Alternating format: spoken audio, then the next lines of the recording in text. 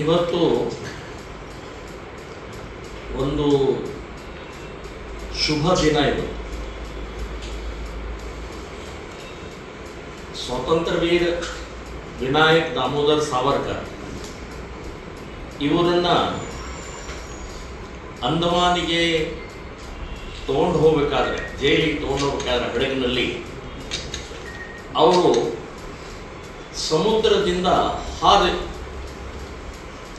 ಅವರು ಅಲ್ಲಿಂದ ಪರಾರಿಯಾಗುವಂತಹ ಪ್ರಯತ್ನವನ್ನು ಮಾಡ್ತಾರೆ. ಆ ದಿನಾಂಕ ಇವತ್ತು 116ನೇ ವರ್ಷ. ಇವತ್ತು ಅಂದರೆ 8 ಜುಲೈ ಇವತ್ತೇ ಅವರು ಆ ಸಮುದ್ರದಿಂದ ಹಾರಿದಂತಹ ದಿನ. ಇನ್ನು ಸ್ವಾತಂತ್ರ್ಯ ವೀರ ಸಾವರ್ಕರ್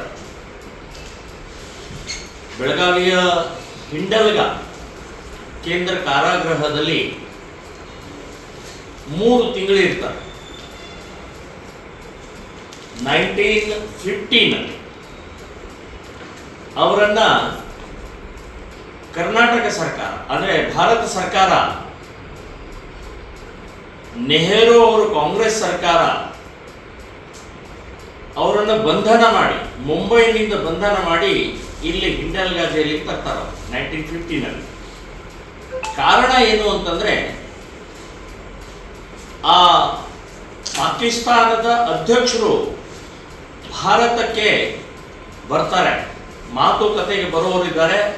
ಇವರೇನಾದರೂ ಬ್ಲ್ಯಾಕ್ ಫ್ಲಾಗ್ ತೋರಿಸ್ಬೋದು, ಪ್ರತಿಭಟನೆ ಮಾಡಬಹುದು ಅನ್ನುವಂಥ ಹಿನ್ನೆಲೆಯಲ್ಲಿ ಪ್ರಿವೆಂಟಿವ್ ಆಗಿ ಅವರನ್ನು ಅರೆಸ್ಟ್ ಮಾಡಿ ಇಲ್ಲಿ 3 ತಿಂಗಳು ಇಡ್ತಾರೆ. ಇದೊಂದು ಅತ್ಯಂತ ಖಂಡನೀಯವಾದ, ಅನಾವಶ್ಯಕವಾದ. ಕಾಂಗ್ರೆಸ್ ಸರ್ಕಾರ ಯಾವಾಗಲೂ ಕ್ರಾಂತಿಕಾರಿಗಳ ಪರವಾಗಿ ನಿಂತ್ಕೊಂಡಿಲ್ಲ. ಅದು ಸ್ವಾತಂತ್ರ್ಯ ವೀರ ಸಾವರ್ಕರ್ ಇರ್ಬೋದು, ಭಗತ್ ಸಿಂಗ್ ಇರ್ಬೋದು, ಚಂದ್ರಶೇಖರ್ ಆಜಾದ್ ಇರ್ಬೋದು, ಇನ್ನು ಸರ್ದಾರ್ ವಲ್ಲಭಭಾಯಿ ಪಟೇಲರು ಕೂಡ ಇರ್ಬೋದು. ಅವರನ್ನು ಕೂಡ ವ್ಯವಸ್ಥಿತವಾಗಿ ಪಕ್ಕಕ್ಕೆ ತಳ್ತಾರೆ. ಹೀಗೆ ಇವರಿಗೆ ಶಾಂತಿ ಪ್ರಿಯರ ಹೆಸರಿನಲ್ಲಿ ವೋಟ್ ಬ್ಯಾಂಕ್ ನಿರ್ಮಾಣ ಮಾಡೋಗೋಸ್ಕರ ತಮ್ಮದೇ ಆದಂಥ ವ್ಯಕ್ತಿಗಳನ್ನು ಪ್ರೊಜೆಕ್ಟ್ ಮಾಡ್ತಾ ಬಂದರು. ಅದು ಗಾಂಧೀಜಿ, ನೆಹರೂಜಿ ಬಿಟ್ಟರೆ ಮೂರನೇವರು ಯಾರನ್ನೂ ಪ್ರೊಜೆಕ್ಟ್ ಮಾಡಲಿಲ್ಲ. ಯಾರನ್ನೂ ಇತಿಹಾಸದ ಪುಟಗಳಲ್ಲಿ ಅವರನ್ನು ದಾಖಲೆ ಕೂಡ ಮಾಡಲಿಲ್ಲ. ಸುಭಾಷ್ ಚಂದ್ರ ಬೋಸ್ ಅವರ ಹೆಸರು ಕೂಡ ಎಲ್ಲೂ ಉಲ್ಲೇಖ ಮಾಡಿಲ್ಲ, ಪಠ್ಯಪುಸ್ತಕದಲ್ಲಿಲ್ಲ, ಇತಿಹಾಸದಲ್ಲೂ ಕೂಡ ಇಲ್ಲ. ಇವತ್ತು ಕಾಂಗ್ರೆಸ್ನವರು ಡಾಕ್ಟರ್ ಅಂಬೇಡ್ಕರ್ ಹೆಸರು ಹೇಳಿಕೊಂಡು ವೋಟ್ ಬ್ಯಾಂಕ್ ನಿರ್ಮಾಣ ಮಾಡ್ತಾ ಇದ್ದಾರೆ ಅಷ್ಟೇ ವಿನಃ, ಅಧಿಕಾರಗೋಸ್ಕರ ಹೇಳ್ತಾ ಇದ್ದಾರೆ ಅಷ್ಟೇ ವಿನಃ, ಅವತ್ತಿನ ದಿನದಲ್ಲಿ ಕಾಂಗ್ರೆಸ್ ಸರ್ಕಾರ ಡಾಕ್ಟರ್ ಅಂಬೇಡ್ಕರ್ 2 ಬಾರಿ ಸೋಲಿಸುತ್ತೆ. ಅವರ ವಿರುದ್ಧ ತಮ್ಮ ಕ್ಯಾಂಡಿಡೇಟ್ ಹಾಕಿ ಡಾಕ್ಟರ್ ಅಂಬೇಡ್ಕರ್ ಸೋಲಿಸ್ತಾರೆ. ಅಷ್ಟೇ ಅಲ್ಲ, ಅವರ ಸತ್ತ ನಂತರ, ತೀರ್ಕೊಂಡ ನಂತರ ದೆಹಲಿಯಲ್ಲಿ ಒಂದು ಸ್ವಲ್ಪ ಕೂಡ ಜಾಗ ಕೊಡೋದಿಲ್ಲ, ಸರ್ಕಾರದ ಜಾಗ ಕೊಡೋದಿಲ್ಲ ಅವರ ಸಮಾಧಿಗೆ. ಅಲ್ಲಿಂದ ಮುಂಬೈಗೆ ಬರಬೇಕಾಗ್ತದೆ. ಅಂದ್ರೆ ಇಂಥ ನೀಚ ನಿರ್ಲಜ್ಜ ಕಾಂಗ್ರೆಸ್ ಸರ್ಕಾರ ಇವತ್ತು ಅವರು ಅಂಬೇಡ್ಕರ್ ಅಂಬೇಡ್ಕರ್ ಅಂಬೇಡ್ಕರ್ ಅಂತ ಹೇಳಿ ದೊಡ್ಡದಾಗಿ ಇವತ್ತು ಅವರು ಬಾಯಲ್ಲಿ ಬರ್ತಾ ಇರುವಂತಹದ್ದು ಬೂಟಾಟಿಕೆ, ನಾಟಕ ಇದೆ. ಸೊ ಈ ರೀತಿಯ ಯಾರು ದೇಶಕ್ಕೋಸ್ಕರ ತ್ಯಾಗ, ಬಲಿದಾನ, ಸಮರ್ಪಿತ ಇಡೀ ಜೀವನವನ್ನೇ ತ್ಯಾಗ ಮಾಡಿದಂಥವರು ಸಾಕಷ್ಟು ಜನ ಇದ್ದಾರೆ. ಇವನ್ ಅಬ್ದುಲ್ ಕಲಾಂ, ಇವ್ರದ್ದು ಹೆಸರು ತಗೊಳ್ಳಲ್ಲ, ಇವ್ರದ್ದು ಹೆಸರಿನಲ್ಲಿ ರೋಡ್ ಇಲ್ಲ, ಇವ್ರ ಮೂರ್ತಿ ಪ್ರತಿಷ್ಠಾಪನೆ ಮಾಡಲಿಲ್ಲ ಕಾಂಗ್ರೆಸ್ನವರು. ಇವತ್ತು ದೆಹಲಿಯಲ್ಲಿ Babar road, Aurangzeb road, Akbar road, Humayun road ಇವತ್ತಿಗೂ ಇದ್ದಾರೆ. ಅಂದ್ರೆ ಕಾಂಗ್ರೆಸ್ ಸರ್ಕಾರ ಇಂಥವ್ರು ಬೇಕು, ದೇಶದ್ರೋಹಿಗಳು ಬೇಕು, ಮತಾಂತರ ಬೇಕು, ಹಿಂದೂ ವಿರೋಧಿಗಳ ಬೇಕಾದಂತ ರೋಡ್ಗಳು ಇವತ್ತಿಗೂ ಇದ್ದಾವೆ. ಆದರೆ ಇಂಥ ಕ್ರಾಂತಿಕಾರಿಗಳ ಹೆಸರನ್ನು ವ್ಯವಸ್ಥಿತವಾಗಿ ಮರೆಮಾಚಿದಂತಹ ಕಾಂಗ್ರೆಸ್ ಸರ್ಕಾರಕ್ಕೆ ನಾನು ಧಿಕ್ಕಾರ ಹೇಳ್ತಾ ಇದ್ದೀನಿ. ಬೆಳಗಾವಿಯ ಹಿಂಡಲಗ ಜೈಲಿನಲ್ಲಿ ಬಿಜೆಪಿ ಸರ್ಕಾರ ಇದ್ದಾರೆ. ಬಿಜೆಪಿ ಸರ್ಕಾರ 1922ರಲ್ಲಿ ಅವರು ಇಲ್ಲಿಯ ಬೆಳಗಾವಿ ಅಧಿವೇಶನದ ಸಮಯದಲ್ಲಿ ಅವತ್ತಿನ ಗೃಹ ಮಂತ್ರಿ ಸನ್ಮಾನ್ಯ ಶ್ರೀ ಅರಗ ಜ್ಞಾನೇಂದ್ರ ಅವರು ಮತ್ತು ರವಿಕುಮಾರ್ ಅನ್ನುವಂಥ ಒಬ್ಬರು MLC ಅವರು, ಕಿತ್ತೂರಿನ MLA ಅವರು ಮತ್ತು ಇಲ್ಲಿ ಲೋಕಲ್ ಕಾರ್ಯಕರ್ತರು ಸೇರಿ ಡಾಕ್ಟರ್ ಸೋನಾಲಿ ಸರ್ನೋಬತ್ ಅವರು ಕೂಡ ಇದ್ರು. ಅವ್ರ ಜೊತೆಗೆ ಒಳಗಡೆ ಹೋಗಿ ಅಂದ್ರೆ ಹಿಂಡಲ್ಗ ಜೈಲು ಒಳಗಡೆ ಹೋಗಿ ಎಲ್ಲಿ ಸಾವರ್ಕರನ್ನ ಬಂಧನ ಮಾಡಿ ಯಾವ ರೂಮ್ನಲ್ಲಿ ಇಟ್ಟಿದ್ರೋ ಆ ರೂಮ್ನಲ್ಲಿ ಹೋಗಿ ಫೋಟೋ ಇಟ್ಟು ಪೂಜೆ ಮಾಡಿ ಒಂದು ಹೊರಗಡೆಗೆ ಪ್ರೆಸ್ ಮೀಟ್ ಮಾಡ್ತಾರೆ. ದಾಖಲೆ ಇದೆ. ಸೊ ಆದರೆ ಈ ಕಾಂಗ್ರೆಸ್ ಸರ್ಕಾರ ಬಂದ ತಕ್ಷಣ ಮತ್ತೆ ಅದಕ್ಕೆ ಆ ಫೋಟೋಗಳನ್ನ ದಾಖಲೆಗಳನ್ನ ಎಲ್ಲ ತೆಗೆದು ಹಾಕಿದ್ದಾರೆ. ನಾನು ಒಂದು ವಾರದ ಹಿಂದೆ ಸುಪ್ರೀಂಟೆಂಡೆಂಟ್ ಕಡೆ ಹೋಗಿ ಮನವಿ ಕೊಟ್ಟಿದ್ದೆ.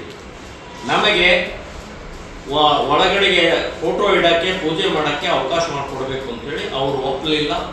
ನಮಗೆ ಅದು ನನ್ನ ಕಡೆ ಅನುಮತಿ ಕೊಡೋಕೆ ನನ್ನ ಕಡೆ ಇಲ್ಲ, ನಾನು ಮೇಲ್ಗಡೆ ಕಳಿಸ್ತೀನಿ, ಅವ್ರು ಕೊಟ್ಟರೆ ಮಾಡಿ ಅಂತ ಹೇಳುವಂಥ ಪ್ರಕ್ರಿಯೆ ಮಾಡಿದ್ದಾರೆ. ಇವತ್ತು ನಾನು ಹೇಳೋದು ನಮ್ಮ ಬೇಡಿಕೆಗಳು, ಇಂಥ ಮಹಾಪುರುಷರು ಇಡೀ ಜೀವನವನ್ನೇ ತ್ಯಾಗ ಮಾಡಿದಂಥ, ಇಡೀ ಮನೆತನವನ್ನೇ ಉದ್ಧ್ವಸ್ತ ಮಾಡಿದಂಥ, ದೇಶಕ್ಕಾಗಿ ಧರ್ಮಕ್ಕಾಗಿ ಹಿಂದೂಗಳಿಗೋಸ್ಕರ, ಸೊ ಅಂಥ ಮಹಾಪುರುಷನ 3 ತಿಂಗಳ ಜೈಲಿನಲ್ಲಿದ್ದಂಥ ಅನಾಥವಾಗಿ ಅಲ್ಲಿ ಏನೂ ಕುರು ಇಲ್ಲ, ಗೊತ್ತು ಇಲ್ಲ, ಫಲಕ ಇಲ್ಲ, ಮೂರ್ತಿ ಇಲ್ಲ ಅಂತಂದರೆ ಇದನ್ನು ನಾವು ಒಪ್ಪಲ್ಲ. ನಾವು ದೇಶಭಕ್ತರಾದಂಥವರು, ನಾವು ಸಾವರ್ಕರ ಭಕ್ತರಾದಂಥವರು. ಸೊ ಇಂಥ ಬೆಳಗಾವಿಯಂತಹ ಸಿಟಿಯಲ್ಲಿ ಕಾರಾಗೃಹದಲ್ಲಿ 3 ತಿಂಗಳಿದ್ದಂಥ ಆ ಮಹಾಪುರುಷರ ಭಾವಚಿತ್ರವನ್ನು, ಮೂರ್ತಿಯನ್ನು ಪ್ರತಿಷ್ಠಾಪನೆ ಮಾಡಬೇಕು ಅಂತನ್ನುವಂಥದ್ದು ನಾನು ಸರ್ಕಾರಕ್ಕೆ ಆಗ್ರಹವನ್ನು ಮಾಡ್ತಾ ಇದ್ದೀನಿ. ನಾವೊಂದು 5 ಬೇಡಿಕೆಗಳನ್ನು ಇಟ್ಟಿದ್ದೀವಿ.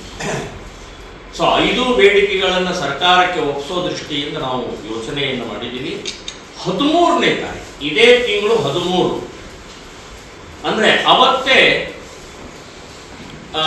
ಸ್ವಾತಂತ್ರ್ಯ ವೀರ ಸಾವರ್ಕರ್ ಅವರು ಬಿಡುಗಡೆ ಆಗುತ್ತೆ. 1950 ಜುಲೈ 13 ಅವತ್ತು ಬಿಡುಗಡೆ ಆಗುತ್ತೆ. ಬಿಡುಗಡೆಯ ದಿನಾನೇ ನಾವು ಆ ಜೈಲು ಎದುರುಗಡೆಗೆ ಸಾವರ್ಕರ್ ಅವರ ಒಂದು ಭಾವಚಿತ್ರ ಫೋಟೋ ಇಟ್ಟು ಪೂಜೆ ಮಾಡಿ ನಮ್ಮ ಬೇಡಿಕೆಗಳನ್ನು ಸರ್ಕಾರಕ್ಕೆ ಸಲ್ಲಿಸುವಂಥದ್ದು ನಿರ್ಧಾರ ಮಾಡಿದ್ದೀವಿ. ಸೊ ಈ ಕಾರ್ಯಕ್ರಮಕ್ಕೆ ಎನ್ ರವಿಕುಮಾರ್ MLC ಅವರು ಬೆಂಗಳೂರಿನಿಂದ ಬರ್ತಾ ಇದ್ದಾರೆ. ಡಾಕ್ಟರ್ ಹರ್ಷ ಅಂತ ಹೇಳಿ ನಿಮಗೆಲ್ಲ ಲಿಸ್ಟ್ ಕೊಡ್ತೀನಿ, ಒಂದು ಕಾಪಿ ಎಲ್ಲ ನೀವು ಕೊಡ್ತೀವಿ. ಸೊ ಡಾಕ್ಟರ್ ಹರ್ಷ ಅಂತ ಹೇಳಿ ಸಾವರ್ಕರ್ ಸಾಹಿತ್ಯ ಟ್ರಸ್ಟಿ ಇದ್ದಾರೆ, ಅವರು ಬೆಂಗಳೂರಿನಿಂದ ಬರ್ತಾ ಇದ್ದಾರೆ. ಅದಲ್ಲದೆ ಇಲ್ಲಿಯ ಬೆಳಗಾವಿನ ಹಾಲಿ MLA ಆದಂಥ ಶ್ರೀಯುತ ಅಭಯ್ ಪಾಟೀಲ್ ಅವರು, ಮಾಜಿ MLAಗಳಾದಂಥ ಸಂಜಯ್ ಪಾಟೀಲ್ ಬೆನ್ಕೆ ಅವರು ಮತ್ತು ಡಾಕ್ಟರ್ ಸೋನಾಲಿ ಸರ್ನೋಬತ್ ಇವರು ಇರ್ತಾರೆ. ಆಮೇಲೆ ಕಡಾಡಿ ಅವರು ಮಾಜಿ ರಾಜ್ಯಸಭಾ ಮೆಂಬರ್ ಅವರು. ಇದಲ್ಲದೆ ವಿಶ್ವ ಹಿಂದೂ ಪರಿಷತ್ತಿನ ಅಧ್ಯಕ್ಷರು, ಸಂಘದ ರಾಷ್ಟ್ರೀಯ ಸ್ವಯಂ ಸೇವಕ ಸಂಘದ ಪ್ರಮುಖರು ಕೂಡ ಅವತ್ತಿನ ಆ ಕಾರ್ಯಕ್ರಮದಲ್ಲಿ ಭಾಗವಹಿಸ್ತಾರೆ. ನಾನು ಕೂಡ ಆ ಕಾರ್ಯಕ್ರಮದಲ್ಲಿ ಇರ್ತೀನಿ. ಸೊ ನಮಗೆ ಮುಖ್ಯವಾಗಿ ಇವತ್ತಿನ ಇದನ್ನು ಇವತ್ತು ದಾಖಲೆ ಇಲ್ಲ, ಫೋಟೋ ಇಲ್ಲ, ಅಲ್ಲಿ ಮೂರ್ತಿ ಇಲ್ಲ ಅಂತನ್ನುವಂಥ ಏನು ಒಂದು ಇವತ್ತು ಉಡಾಫೆ ಮಾತನಾಡುವಂಥ ಸರ್ಕಾರಗಳು, ನಿಮಗೆ ಕ್ರಾಂತಿಕಾರಿಗಳು, ದೇಶಭಕ್ತರು, ಭಗತ್ ಸಿಂಗ್ ಆಗಲಿ ಇಂಥವರು ಮಹಾನ್ ವ್ಯಕ್ತಿಗಳ ಸ್ಮರಣೆ ಇವತ್ತಿನ ಪೀಳಿಗೆ, ಇವತ್ತಿನ ನಾಗರಿಕರಿಗೆ, ಇವತ್ತಿನ ಸಮಾಜಕ್ಕೆ ಗೊತ್ತಾಗುವ ದೃಷ್ಟಿಯಿಂದ ಇದು ಅವಶ್ಯಕವಾಗಿದೆ, ಬೇಕಾಗಿದೆ. ಬರೀ ಬೂಟಾಟಿಕೆ ಮಾಡಿಕೊಂಡು ನೀವು ಯಾರ್ದೋ ಹೆಸರು ಹೇಳ್ಕೊಂಡು ಇವತ್ತು ಯಾಕೂಬ್ ಮೆನನ್ ಒಬ್ಬ ಭಯೋತ್ಪಾದಕ, ಅಫ್ಜಲ್ ಗುರು ಒಬ್ಬ ಭಯೋತ್ಪಾದಕ, ಅವನ ಪರವಾಗಿ ಕಾಂಗ್ರೆಸ್ಸಿನಿಂದ ಹೋರಾಟವನ್ನು ಮಾಡ್ತಾರೆ, ಸಹಿ ಸಂಗ್ರಹಣೆ ಮಾಡ್ತಾರೆ, ಅವ್ರು ಗಲ್ಲಿಯೇರಿಸಬಾರ್ದು ಅಂತ ಮಾಡ್ತಾರೆ. ರಾತ್ರಿ 3 ಗಂಟೆಗೆ ಕೋರ್ಟನ್ನು ಓಪನ್ ಮಾಡಿಸ್ತಾರೆ. ಯಾರ ಸಲುವಾಗಿ? ಭಯೋತ್ಪಾದಕರ ಸಲುವಾಗಿ, ದೇಶದ್ರೋಹಿಗಳ ಪರವಾಗಿ.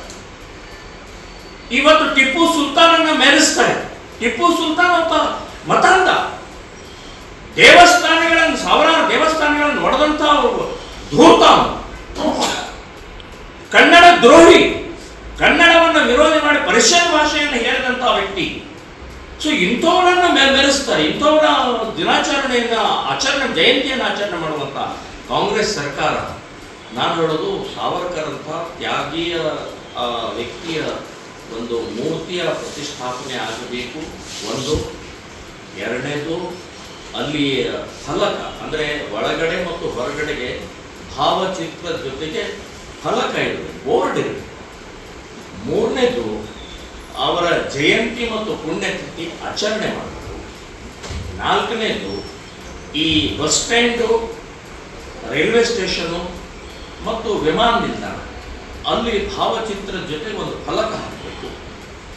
ಐದನೇದು, ಪಠ್ಯ ಪುಸ್ತಕದಲ್ಲಿ ಬೆಳಗಾವಿ ಜಿಲ್ಲೆಯ ಹಿಂಡಲಗ ಕೇಂದ್ರ ಕಾರಾಗೃಹದಲ್ಲಿ ಇದ್ರು ಅನ್ನೋದಕ್ಕೆ ಒಂದು ಪಠ್ಯವನ್ನು ಕೂಡ ಪಠ್ಯದಲ್ಲಿ ಸೇರಿಸಬೇಕು. ಈಗ 5 ನಾವು ಬೇಡಿಕೆಗಳನ್ನು ಇಟ್ಟು ಇದನ್ನು ಯೋಚನೆ ಮಾಡಿದ್ದೀವಿ. 13ನೇ ತಾರೀಕು ಒಂದು ಕಾರ್ಯಕ್ರಮ ಇಡೀ ರಾಜ್ಯಾದ್ಯಂತ 13ರಂದು ಎಲ್ಲ ಜಿಲ್ಲಾ ಕೇಂದ್ರಗಳಲ್ಲಿ ಸಾವರ್ಕರ್ ಭಕ್ತ ಮಂಡಳಿ, ಸಾವರ್ಕರ್ ಅಭಿಮಾನಿ ಬಳಗದವರು ಎಲ್ಲರೂ ಸೇರಿ, ಒಟ್ಟಿಗೆ ಸೇರಿ, ಎಲ್ಲ ಹಿಂದೂಗಳು ಸೇರಿ ಜಿಲ್ಲಾಧಿಕಾರಿಗಳ ಮೂಲಕ ಮುಖ್ಯಮಂತ್ರಿಗೆ ಒಂದು ಮನವಿಯನ್ನು ಅವತ್ತೇ ಸಲ್ಲಿಸಲಿ. ಇಲ್ಲಿ ಅವತ್ತೇ ಒಂದು ಪೂಜಾ ಕಾರ್ಯಕ್ರಮ ಜೈಲು ಎದುರುಗಡೆಗೆ. ಅದರ ಜೊತೆಗೆ ಈ 13ರ ನಂತರ ನಾವು ಆಗಸ್ಟ್ ಮೊದಲನೇ ವಾರದಲ್ಲಿ ಸನ್ಮಾನ್ಯ ಮುಖ್ಯಮಂತ್ರಿಯವರಿಗೆ ಇಡೀ ರಾಜ್ಯದ ಒಂದು 100 ಜನ ಪ್ರಮುಖರು ಹೋಗಿ ಭೇಟಿಯಾಗಿ ಇದೇ ಮನವಿಗಳನ್ನು ನಾವು ಸಲ್ಲಿಸುವಂಥ ನಿರ್ಧಾರ.